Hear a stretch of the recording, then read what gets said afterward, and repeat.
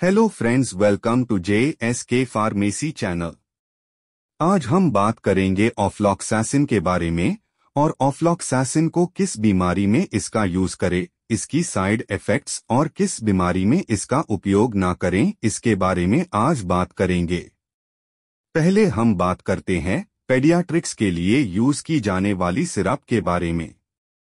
Paediatrics use के लिए ofloxacin 100 mg और 50 mg सिरप फोम में आती है। अब बात करते हैं एडल्ट के लिए यूज की जाने वाली टैबलेट के बारे में। एडल्ट के यूज के लिए ऑफ्लॉक्सासिन 200 mg और 400 mg के डोज में टैबलेट फॉर्म में उपलब्ध है, लेकिन 200 मिलीग्राम में सबसे ज्यादा इसका यूज किया जाता है। ऑफ्लॉक्सासिन टैबलेट एक एंटीबायोटिक है। यह डीएनए गायरेज नामक बैक्टीरियल एंजाइम की क्रिया को रोककर काम करता है। यह बैक्टीरियल कोशिकाओं को विभाजन और मरम्मत से रोकता है, जिससे उन्हें मार देता है। अब बात करते हैं ऑफ्लॉक्सासिन के यूज के बारे में। सेल्यूलाइटिस। सेल्यूलाइटिस आमतौर पर त्वचा की आंतरिक परतों से जुड़ा एक जीवाणु संक्रमण है। यह विशेष रूप से त्वचा और चमड़े के नीचे की वसा को प्रभावित करता है। संकेतों और लक्षणों में लालिमा का एक क्षेत्र शामिल है, जो कुछ दिनों में आकार में बढ़ जाता है। लाली वाले क्षेत्र की सीमाएं आमतौर पर तेज नहीं होती हैं और त्वचा सूजी हुई हो सकती है। हालांकि दबाव डालने पर लाली अक्सर सफेद हो जाती है, लेकिन हमेशा ऐसा नहीं होता है। संक्रमण का क्षेत्र आमतौर पर दर्दनाक होता है। लसीका वाहिकाएं कभी कभी शामिल हो सकती हैं और व्यक्ति को बुखार हो सकता है और थकान महसूस हो सकती है। पैर और चेहरा इसमें सबसे आम स्थान हैं। हालांकि सेल्यूलाइटिस शरीर के किसी भी हिस्से पर हो सकता है। त्वचा में चोट लगने के बाद पैर आमतौर पर प्रभावित होता है। अन्य जोखिम कारकों में मोटापा, पैर में सूजन और बुढ़ापा शामिल हैं। प्रोस्टेटाइटिस। प्रोस्टेटाइटिस विभिन्न चिकित्सीय स्थितियों के लिए एक व्यापक शब्द है, जिसमें पेल्विक क्षेत्र में बैक्टीरिया और गैर बैक्टीरियल मूल की बीमारियां शामिल होती हैं। शब्द के स्पष्ट अर्थ प्रोस्टेट की सूजन के विपरीत निदान में हमेशा सूजन शामिल नहीं हो सकती है। प्रोस्टेटाइटिस को तीव्र क्रोनिक स्पर्शोन्मुख सूजन संबंधी प्रोस्टेटाइटिस और क्रोनिक पेल्विक दर्द सिंड्रोम में वर्गीकृत किया गया है। स्पर्शोन्मुख सूजन प्रोस्टेटाइटिस में प्रोस्टेट ग्रंथि की एक दर्द रहित सूजन है, जहां संक्रमण का कोई सबूत नहीं है। इसे प्रोस्टेटाइटिस की अन्य श्रेणियों से अलग किया जाना चाहिए, जो या तो पेल्विक दर्द या संक्रमण के सबूत के कारण होती हैं। क्रोनिक पेल्विक दर्द सिंड्रोम CPCPPS, जिसे पहले क्रोनिक नॉन बैक्टीरियल प्रोस्टेटाइटिस के रूप में जाना जाता था, जीवाणु संक्रमण के सबूत के बिना लंबे समय तक पेल्विक दर्द और निचले मूत्र पथ के लक्षण LUTS है। यह लगभग 2 से 6% पुरुषों को प्रभावित करता है। ICBPS के साथ मिलकर यह urologic chronic pelvic pain syndrome UCPPS बनाता है। गैस्ट्रोएंटेराइटिस।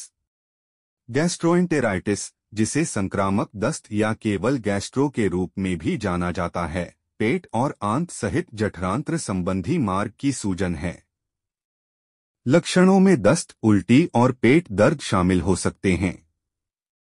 बुखार, ऊर्जा की कमी और निर्जलीकरण भी हो सकता है। यह आमतौर पर 2 सप्ताह से कम समय तक रहता है। हालांकि यह इन्फ्लुएंजा से संबंधित नहीं है। अमेरिका और ब्रिटेन में इसे कभी कभी पेट फ्लू कहा जाता है। मूत्रपथ संक्रमण UTI एक संक्रमण है जो मूत्रपथ के एक हिस्से को प्रभावित करता है। जब यह निचले मूत्र पथ को प्रभावित करता है, तो इसे मूत्राशय संक्रमण सिस्टिटिस के रूप में जाना जाता है, और जब यह ऊपरी मूत्र पथ को प्रभावित करता है, तो इसे गुर्दे के संक्रमण पाइलोनेफ्राइटिस के रूप में जाना जाता है। निचले मूत्र पथ के संक्रमण के लक्षणों में पेशाब के साथ दर्द, बार बार पेशाब आना और खाली मूत्राशय होने के बावजूद पेशाब करने की आवश्यकता महसूस होना शामिल है।